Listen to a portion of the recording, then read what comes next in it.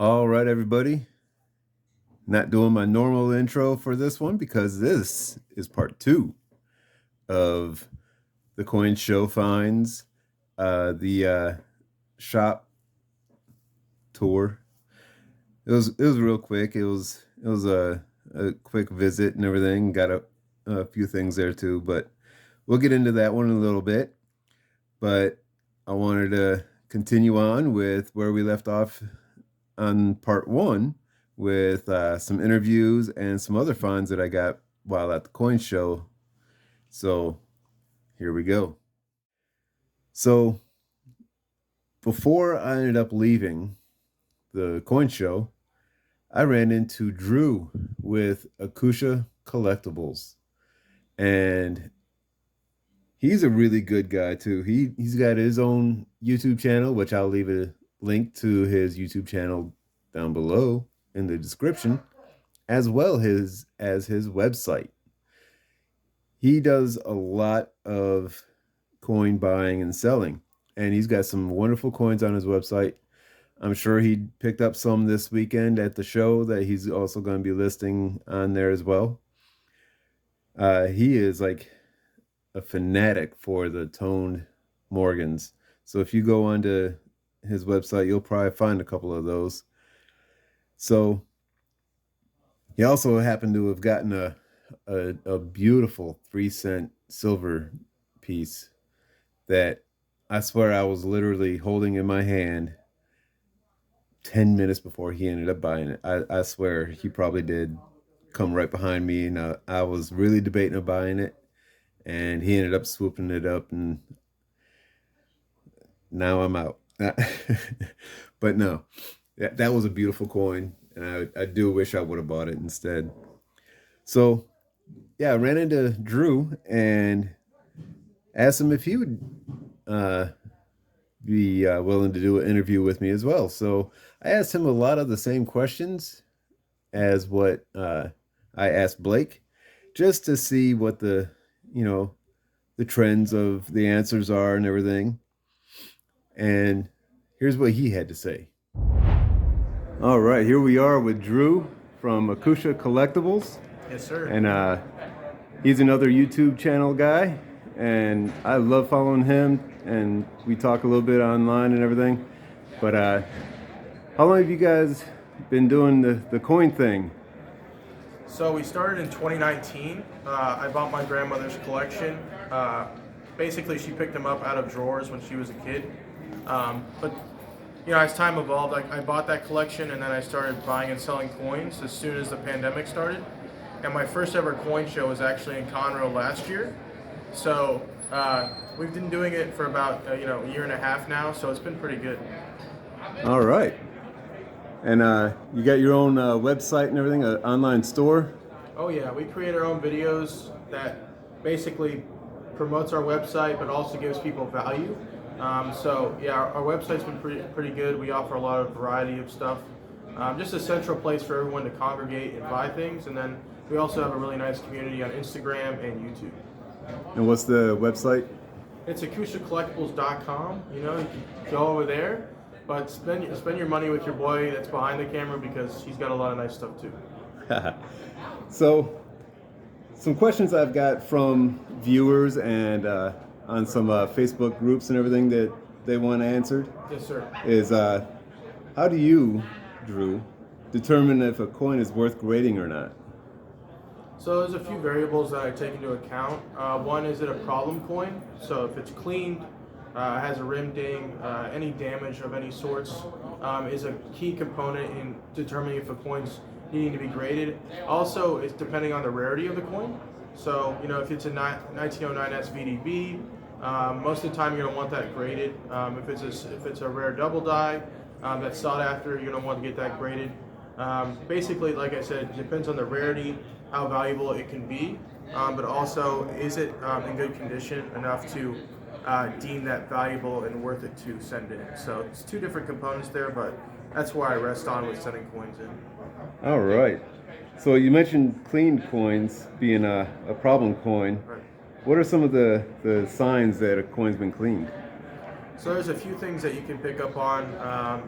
There's something called old cleaning, which means there's cleaning kind of around the rim of the coin, and as time progresses, everything starts to fill back in.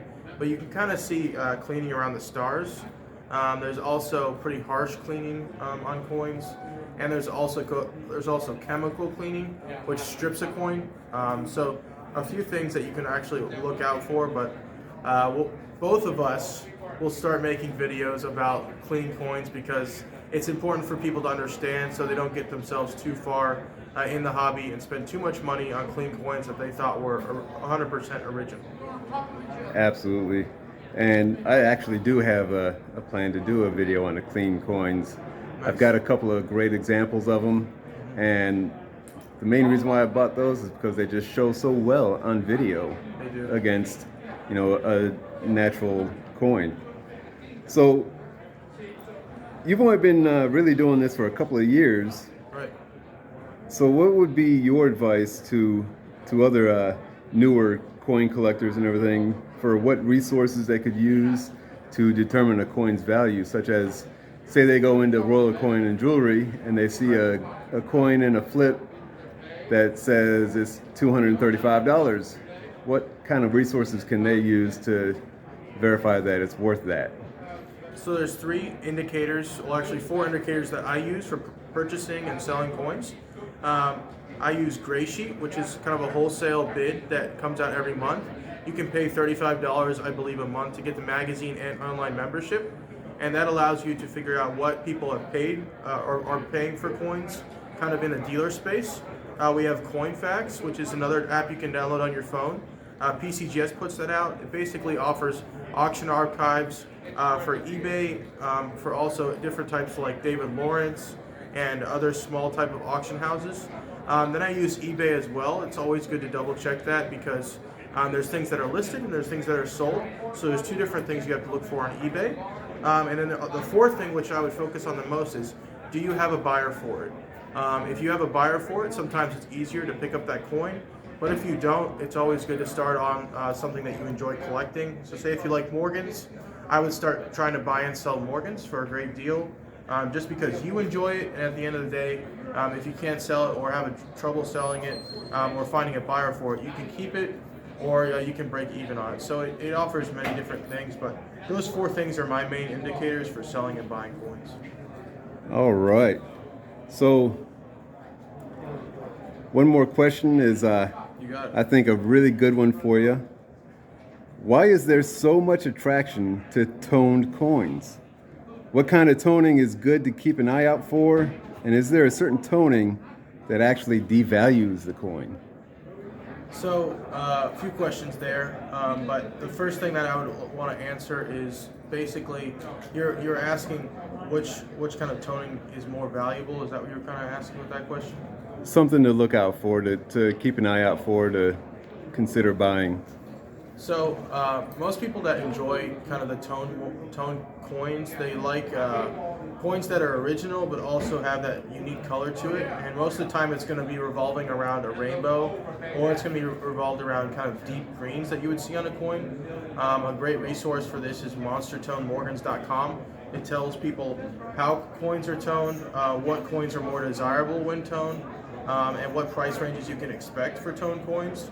And when you're and not all toning is actually adding value to a coin.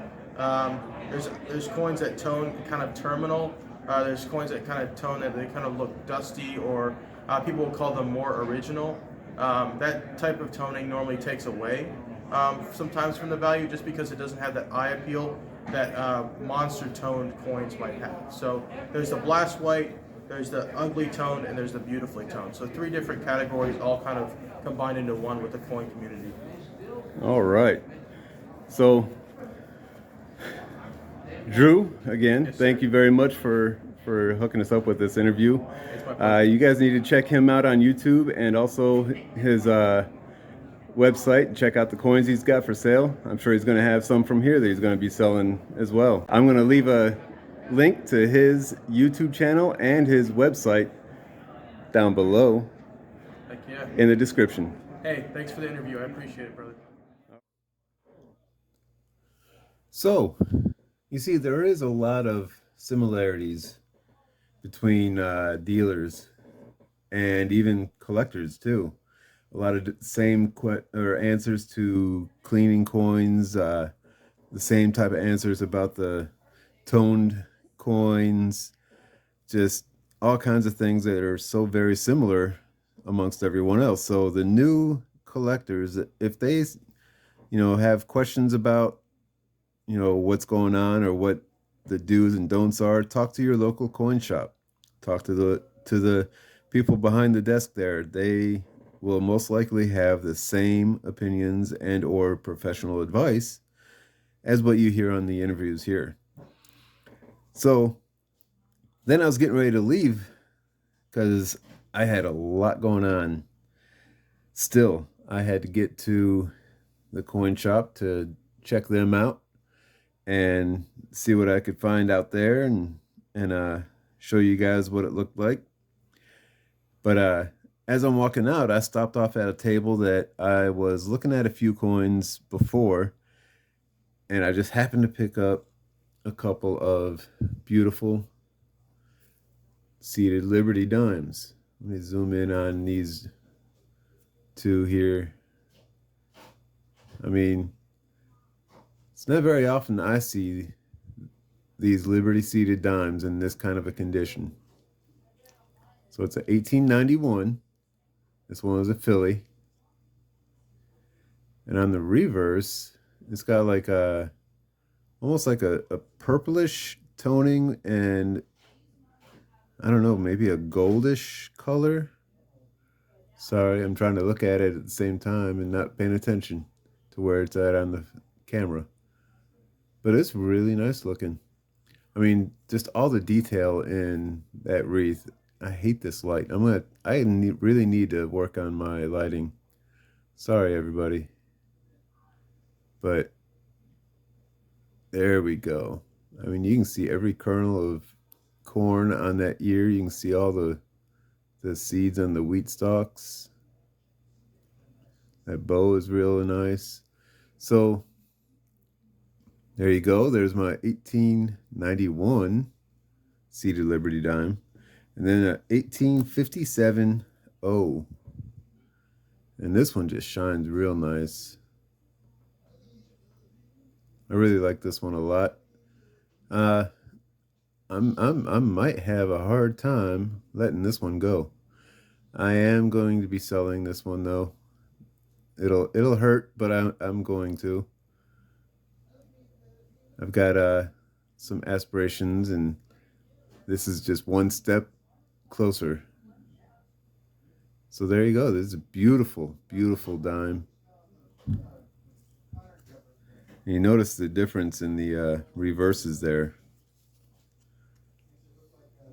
You got I say it's a busy reverse there with the corn and the wheat stalks and everything. And then this one with just a simple wreath looks a lot cleaner to me, actually. A lot nicer.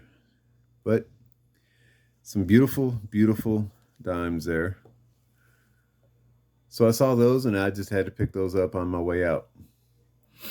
Then I finally made it down to Royal Coin and Jewelry, the shop. And let me show you what that looked like. All right, I was able to make it to Royal Coins down here in Houston after going to the show. Took a little while to get here, but I am here. Let's go inside and see what we see. Well, here we are in the Royal Coin and Jewelry shop out here in Houston. And if y'all have never heard of the flood that they had out here a few years back, there's evidence right there. All along the bottom. Flooded up pretty good here, it looks like. But if you're in the area, you can come out here, get your coin supply needs. Over here, you got some nice coinage in the cases here. Looks like some Barbers, Walking Liberties. We got some Indian head cents, some Shield nickels and Buffalo nickels. All kinds of crazy stuff. Nice little displays here.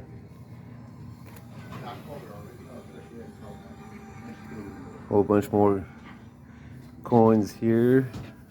Of course, they got their bargain bins here. All kinds of folders and books to use for filling up. And then a little bit of currency if y'all want some. But there you go, that's the shop itself. And I'm finally gonna get out of here and head home. So it was pretty cleaned out for the show. And I actually expected that when I got there. I wasn't expecting to be seeing all kinds of wonderful things. But they had a lot of their inventory at the show, and you saw that when I did the video of their booth and everything. But I did happen to find these 3 blank planchets. I mean, I've never seen a blank planchet in my hands before I went there, and I saw all 3 of these, a cent, a nickel, and a dime all together. I mean, if you want to know what a blank planchet looks like, there you go. It's blank. They are very odd looking to me. But there you go. So I had to pick up all 3 of them, and got those from them. I also was able to grab a beautiful 2002 American Silver Eagle. Real nice. I don't care what people say, that Type 1 like this is just, it's so much better than that Type 2 reverse. There's so much history involved here, because on the Type 2 it just looks like an eagle landing on a branch that's floating out in the middle of the air.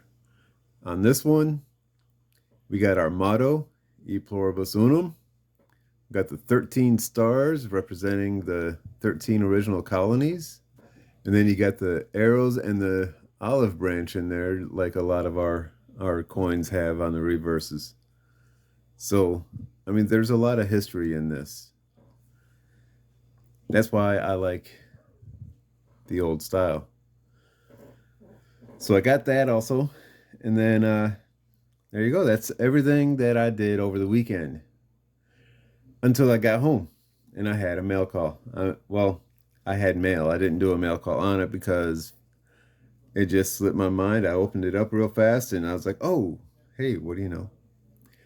Ended up with this 2000 beautiful looking Lincoln cent, Lincoln Memorial. That's about a 15 to 20 degree off center struck mint error. And I got a pretty good deal on this too. But this is the first off-struck one that I've gotten, majorly off-struck. I've got a couple of them that you can tell are just slightly over, where it looks like it's got a railroad track rim or something. But nothing quite like this. So there you go. That is everything that I did over the weekend. And it was a great time. There we go. Got to get everything in view. It was a great time out there. I'm really looking forward to my next show that I get to go to. And that's probably going to be in the end of February. It'll be a Shirts, Texas coin show. It's a lot smaller, but still just as great. They have a lot of stuff out there. So if you guys, any of you are out in the San Antonio area of Texas in the end of February, come on out. I'll be happy to meet, shake hands, and if you don't mind, I'd do an interview with you, as far as, you know, asking you questions of, you know, things you're looking for and whatnot. I'm starting to find out that I enjoy doing that type of thing. So there you go. I am going to get out of here and enjoy the rest of my Sunday.